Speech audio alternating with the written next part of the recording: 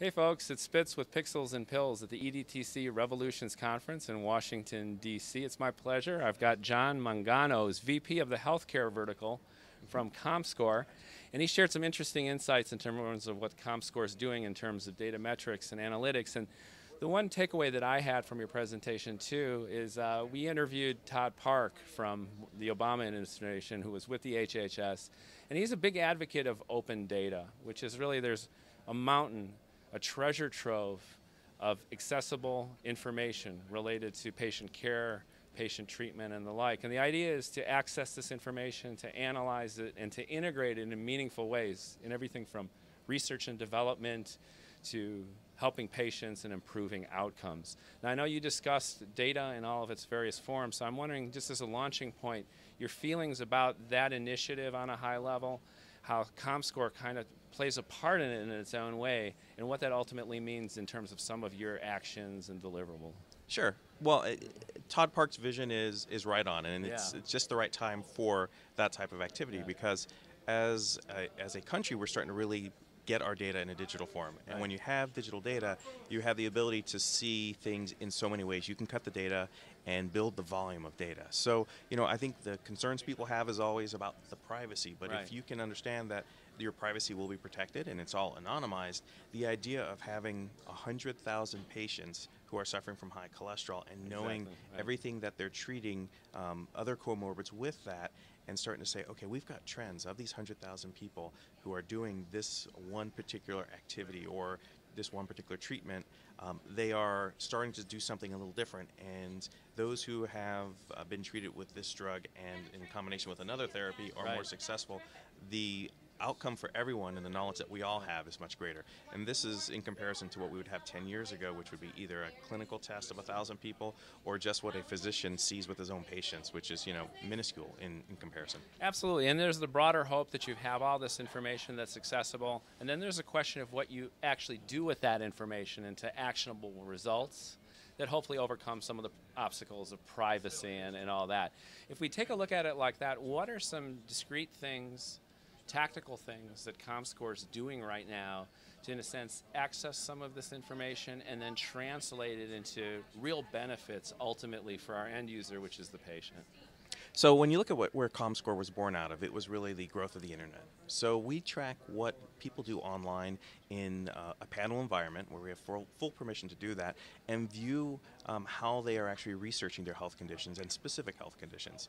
Now, as we've grown in the last 13 years, we've gone from being a simple counter of traffic to analytics firm to the next level, which is basically a big data analytics company. And big data is the buzzword these days, but what it really means is having a grasp on using pretty massive databases, which is something we've done for so many years with our panelists, and starting to say, okay, well, how do we do an analysis on this data to start to figure out what these groups of people are doing and how they're doing things differently. And that becomes really valuable as we start to help our healthcare clients ultimately understand that, okay, it's not about just who visited your website. It's on the physician side, did they visit your website? Did they also go and be detailed by your pharmaceutical rep?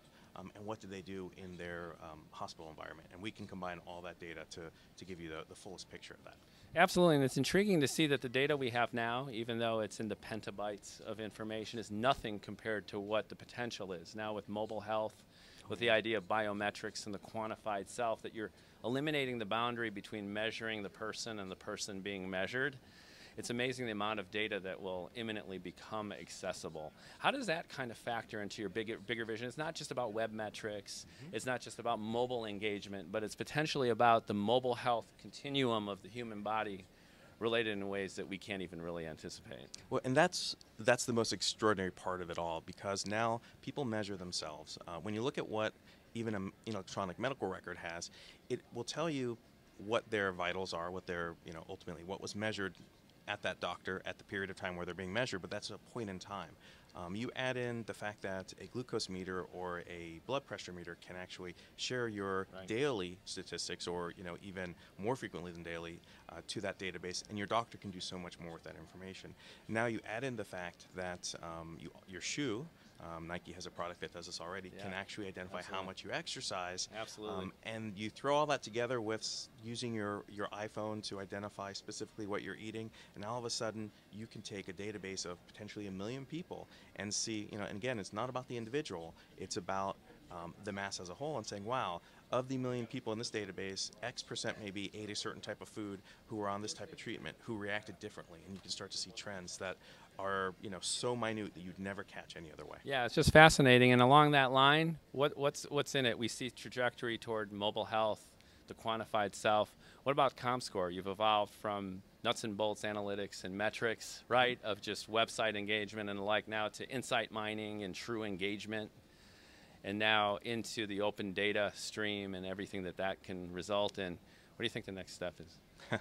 Well, that's the wonderful thing about the internet, is that it's speculate. Yeah, it's going in so many different directions.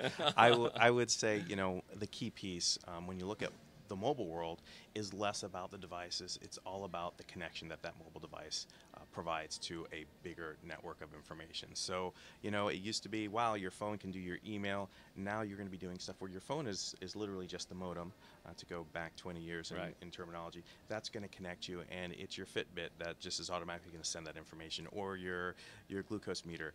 And that piece starts to get really interesting, because there are so many devices to help you measure, and the best devices are the ones that you don't really have to manage at all.